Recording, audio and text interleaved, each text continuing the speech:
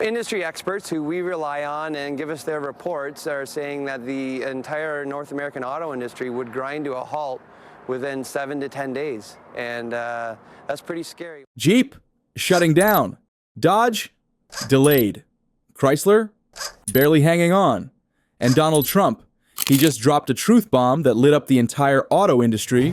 We're talking thousands of layoffs, iconic brands grinding to a halt, and one former president who's not holding back. This isn't just a factory slowdown, it's a political firestorm on 4 wheels. And here is why. Looking at the tariff announcement we expect from the White House later today, there's a lot that remains to be answered in terms of specifics. But what we do know is that automakers, a lot of those stocks were down today, including Tesla and General Motors. The idea from the president here is that there would be more tariffs levied on imported cars to the United States. But what you need to know is that nearly half of all vehicles are imported to the U.S. They rely largely on foreign parts. And so what this would do here, it was actually the goal is for the White House to increase production of vehicles here in the United States. But because costs would go up, it's unlikely that that would actually happen. It would end up resulting in companies, car makers, passing on those higher costs to the customer in the sticker price that you see at the dealership.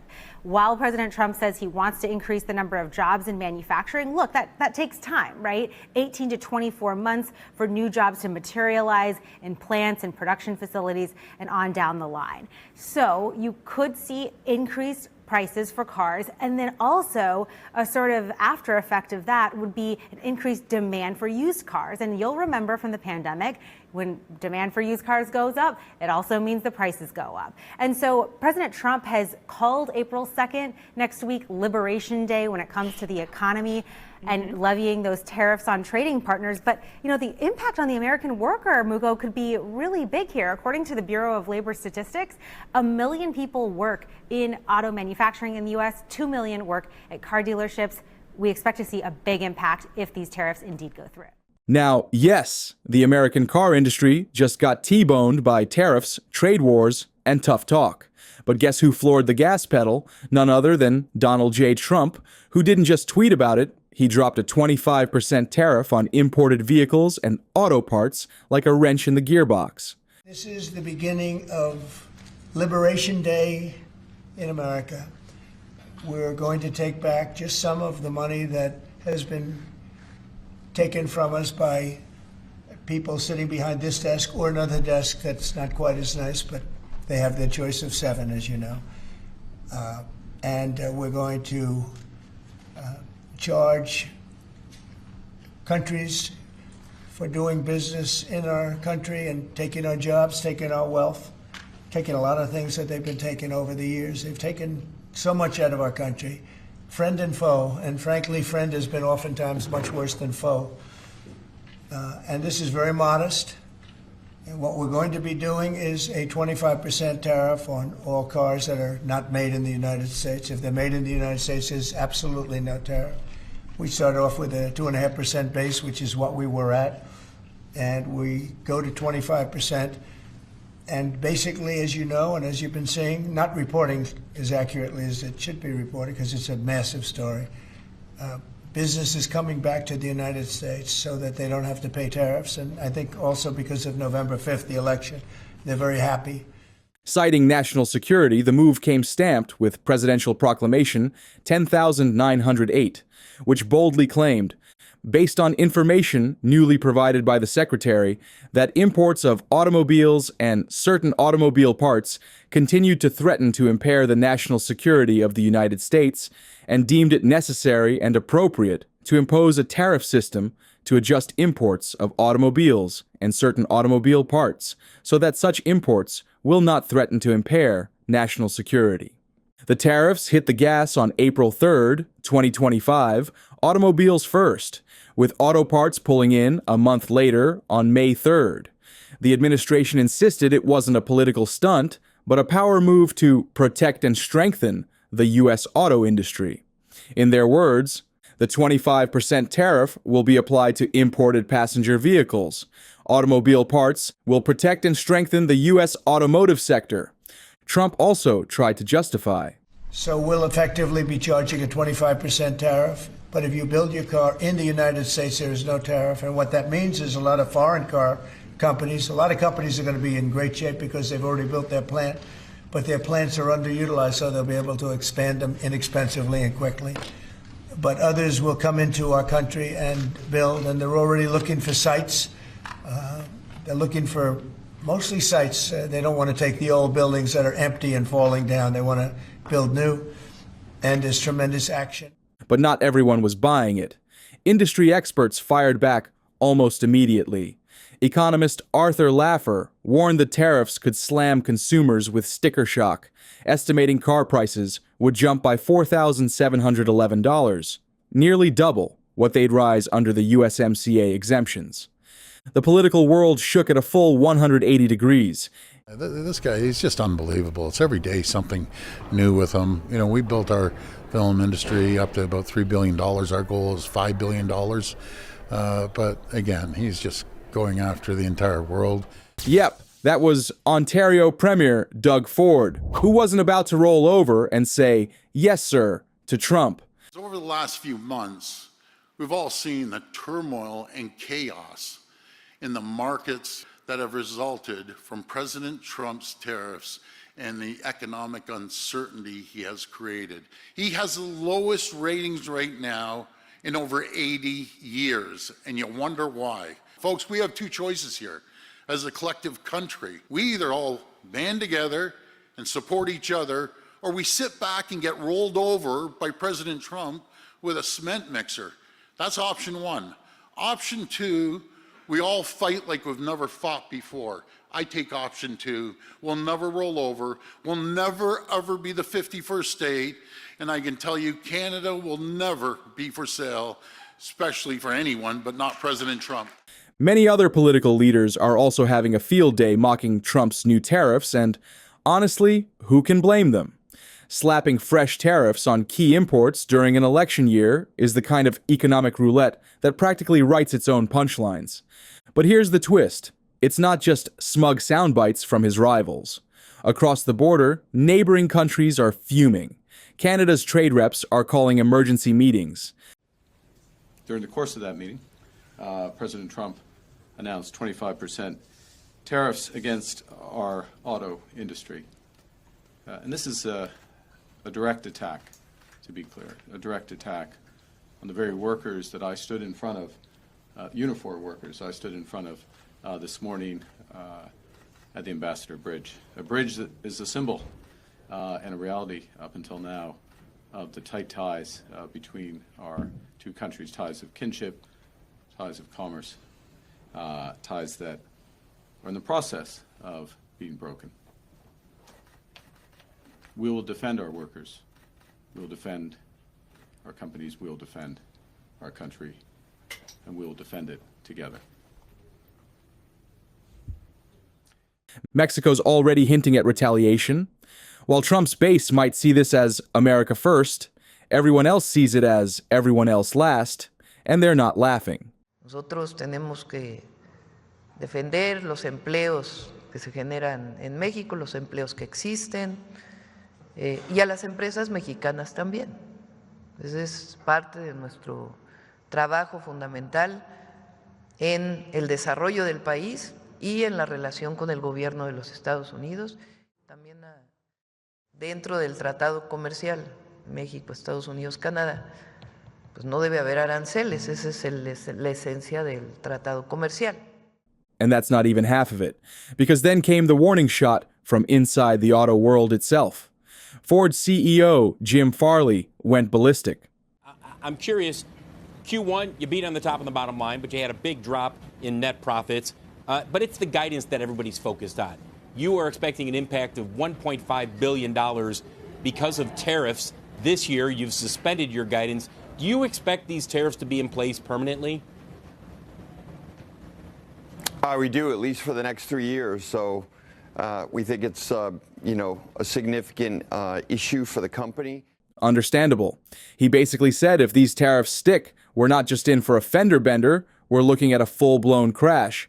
And we believe the policy is, permanent. We make these decisions on a 20-year basis, and so we'll have to make that judgment call. But the other thing we have to balance here is really important, is affordability. We can move everything in the U.S., but if every Ford is $50,000, we're not going to win as a company. So that's what we're balancing. He said, long term, a 25% tariff across the Mexico and Canadian border will blow a hole in the U.S. industry that we have never seen. So, after the industry started screaming louder than a Dodge Hellcat in neutral, the Trump administration threw out a few relief measures to calm things down. We spoke with the big three auto dealers. We are going to give a 1-month exemption on any autos coming through USMCA. Reciprocal tariffs will still go into effect on April 2nd, but at the request of the companies associated with USMCA, the president is giving them an exemption for 1 month so they are not at an economic disadvantage. So the three companies that he spoke to are Stellantis, Ford, and General Motors. They requested the call, they made the ask, and the president is happy to do it. It's a 1-month exemption. But it was a bit like slapping a bumper sticker on a totaled car. I think that, this week we did get, some relief, of course, from the administration, right, where they did sort of trumpet this idea of, oh, look, we could have maybe stacked tariffs. There was, a story that our own Gabby Coppola did a few weeks back that got a lot of attention because Audi was telling her that, look, we're operating under the assumption that one of our, best-selling vehicles, in fact, our best-selling model in the U.S., we're operating under the assumption that these tariffs stack on one another, and if that's the case, this vehicle isn't sellable.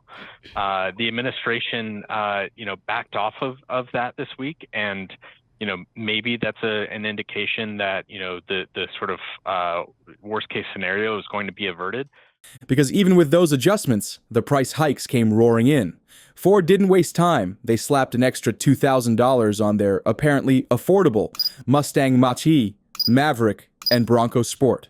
We are growing with our affordable vehicles like Maverick and Bronco Sport, and that's a balancing act that every OEM will have to do, even the most American company. Why? Well, as their spokesperson diplomatically put it, look, all of our major components are built in the U.S. or USMCA compliant. Seats, transmission, engine, axles, braking systems, steering systems. But there's wiring looms, bolts, fasteners, and other, we have almost $5,000 of semiconductors that go in the average Ford car. And, that's hard to source. And it wasn't just Ford feeling the heat. Toyota warned of a brutal 21% drop in operating profits for the fiscal year ending March 2026, and they didn't beat around the bush. The blame? Squarely on Trump's tariff policies. And believe it or not, this still isn't the worst part. Just when you thought the tariffs were a speed bump, Stellantis slammed on the brakes.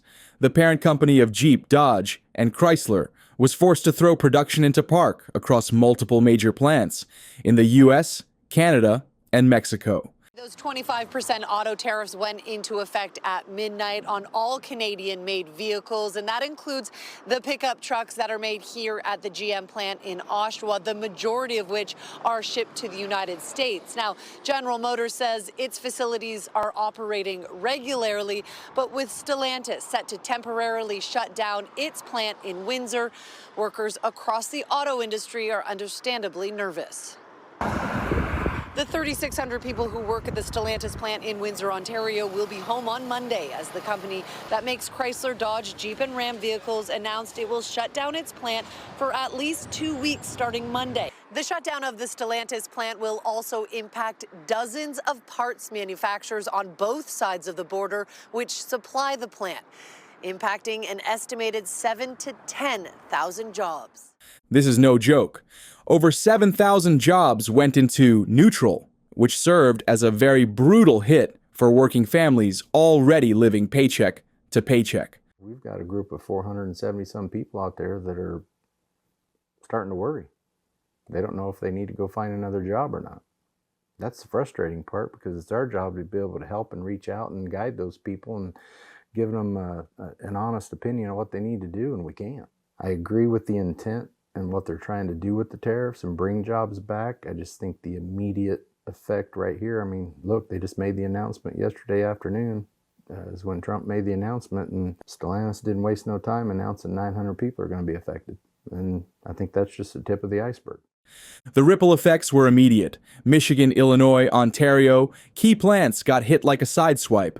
Layoffs, production delays, and financial pressure all piling up. And for the communities built around these plants, it's not just a car crisis, it's an economic earthquake. Thousands of workers now find themselves in the waiting room of unemployment, clutching pink slips instead of paychecks. And the pain, it's contagious. It's not just us who are going to suffer, but the Americans.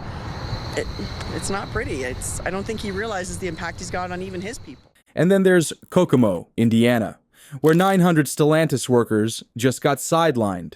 And no, these aren't just numbers on a spreadsheet. These are parents, neighbors, weekend grill masters, real people getting slammed by real consequences. Stellantis has announced 900 workers at its Kokomo and Michigan plants will be temporarily laid off. Now, the automaker blames the layoffs on President Trump's tariffs.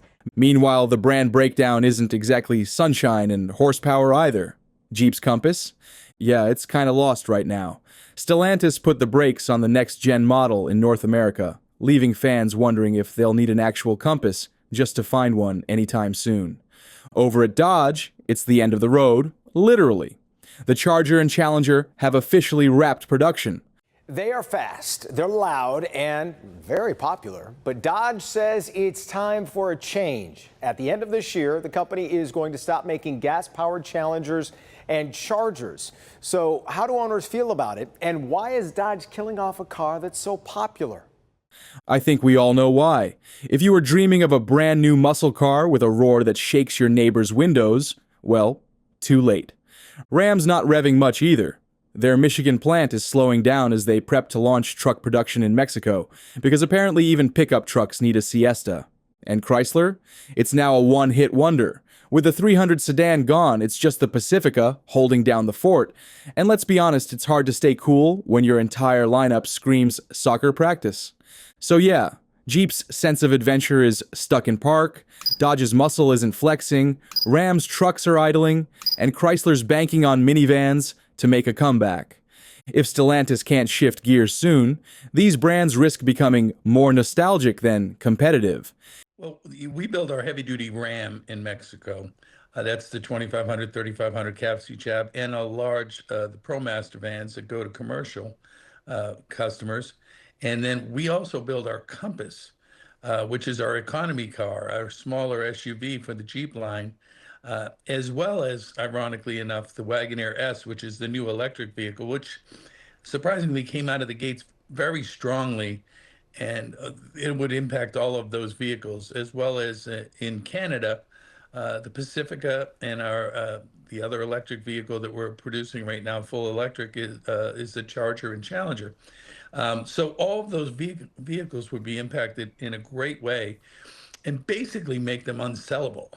Because that type of price increase in a sensitive market like we're at would basically just negate the value of the vehicle. And part of the problem, the global supply chain. It was already under pressure from the pandemic, and the new tariffs just made a tough situation even tougher. What used to be a smooth flow of parts across borders is now tangled in red tape and rising costs. So I support all of those measures.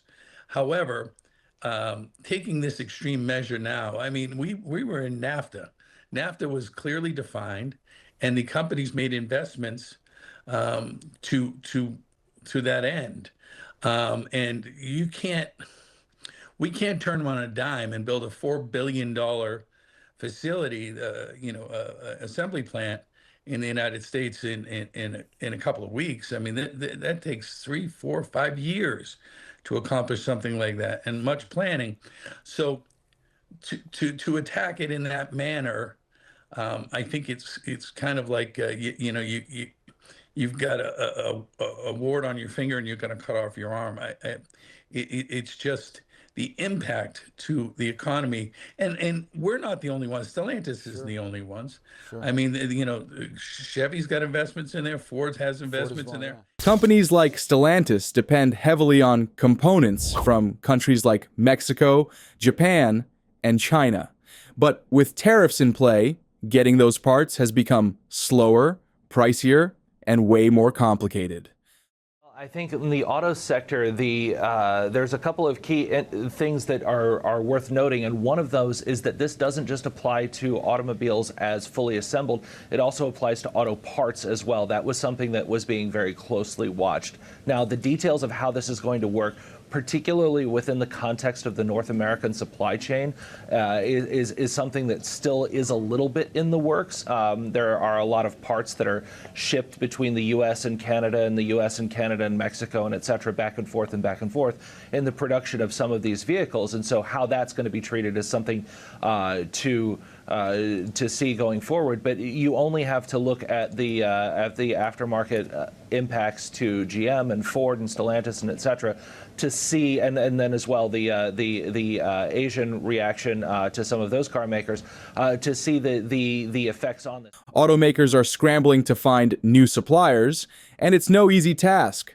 The U.S. is now looking to replace foreign suppliers with domestic alternatives, but that comes with its own set of challenges, like higher costs, reduced capacity, and slower production timelines.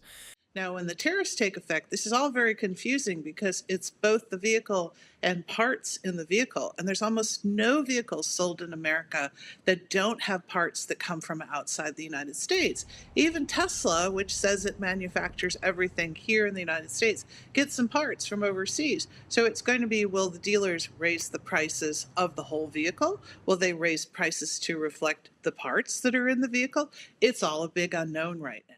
And that's not the only looming problem. Affordability is.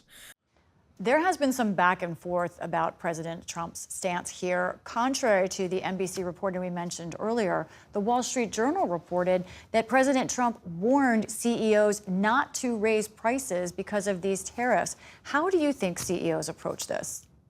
So you have to understand that when you look at car prices, they're called manufacturers' recommended retail prices. The car companies can recommend a price, but the dealer is in charge of setting the last price. So the car companies could say, oh no, we don't want our dealers to raise prices, but these are individual men and women who are running these dealerships. And if their costs from the company go up, I can almost guarantee you that they're going to raise car prices. On the other hand, as production grinds to a halt, Stellantis is now forced to reassess its strategy.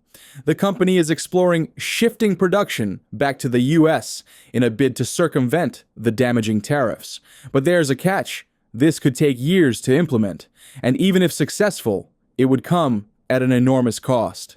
How difficult is it to shift supply chains? I mean, it feels like the month exception was given so that companies like Stellantis would be able to sort of get their ducks in a row. But what does that actually mean on the ground when it comes to shifting supply chains, finding alternatives? Again, if I talk about a UK situation, then when we are looking to manufacture a vehicle, then these projects are many, many years in the planning, including the sourcing of components. So it's not something that is doable in that kind of time frame.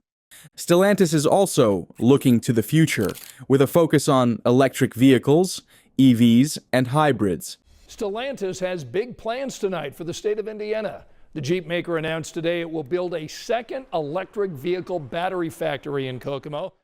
This pivot is seen as a way to survive in an industry that is rapidly evolving. But of course, what we're dealing with here in the UK is something that's called the SAV mandate, which compels the manufacturers to move from 22% mix of electric vehicles in 2024 towards 80% in 2030 and a full transition to electric vehicles ultimately. And so what you see in the marketplace in February was around 25% mix of electric vehicle sales. But crucially, that was within fleet and business sales. When you look at the private consumer, actually only 15% of consumers chose to go electric in February. Only 15%. That's interesting and perhaps a little bit underwhelming when you think about the direction of travel. What's holding consumers in the UK back from embracing EVs more? Yeah, 15% indeed disappointing. We need to be at 28% to be compliant this year. And I think what's holding us back is the lack of a 360-degree plan in terms of course, the manufacturers come in with products, and I think we've all done our bit. If I look at Vauxhall in the UK, then we have the Vauxhall Frontera now at the same price, whether it's electric or... But moving toward EVs won't be as simple as just swapping engines. It will require a complete overhaul of manufacturing processes and a whole new set of supply chain considerations. Petrol or diesel, but we also need charging infrastructure support to be in place and probably ahead of where the requirement is in order to encourage consumers. And of course, the final bit is the compelling of customers to choose electric as well, which creates demand in the marketplace. And on the charging front, then, of course, we want to go further than just produce cars. We have created a campaign, Electric Streets of Britain, to try and encourage our customers to tell us where they would need to see on-street chargers. And we will work then with local authorities, with government, to try and make sure that they understand where that demand is and that we can support the installation of those chargers. So what does Trump have to say about all of this? His reaction has been, predictably, a mix of defiance and defense of American workers. You're not dropping the tariffs against China to get them to the negotiating table. Those tariffs are staying on. Why would I do Would that? you lower them? At some point, I'm going to lower them because otherwise you could never do business with them. Yeah. And they want to do business very much. Look, their economy is really doing badly. Their economy is collapsing. And here's the auto tariffs. So small businesses say they are being hurt by the Chinese tariffs, and some could be forced to shut And down. many businesses are being helped. Are you Look at the considering automobile tariff business. relief for small businesses? Why do you always mention that, you pick up a couple of little businesses? What about the car business? They're going to make a fortune because of the tariffs. Are there any discussions about giving any relief to small businesses? They're not going to need it. Okay. They're going to make so much money. Are these tariffs? If you build your product here. Remember, there are no tariffs if you build your product here. It's very easy. It's very simple. According to Trump, the layoffs and production shutdowns are precisely the kind of fallout you'd expect from his tariff policies. In his typical fashion, he doubles down, saying, "The message is congratulations. If you make your car in the United States, you're going to make a lot of money. If you don't, you're going to have to probably come to the United States, because if you make your car in the United States, there is no tariff." If that wasn't enough, he went all out and said, "I couldn't care less if they raise prices, because people are going to start buying American-made cars. I couldn't care less. I hope they raise their prices, because if they do, people are going to buy American-made cars. We have plenty." Now, we want to hear from you. Was Trump's protectionist approach the right move, or is it a case of economic suicide? Let us know in the comments.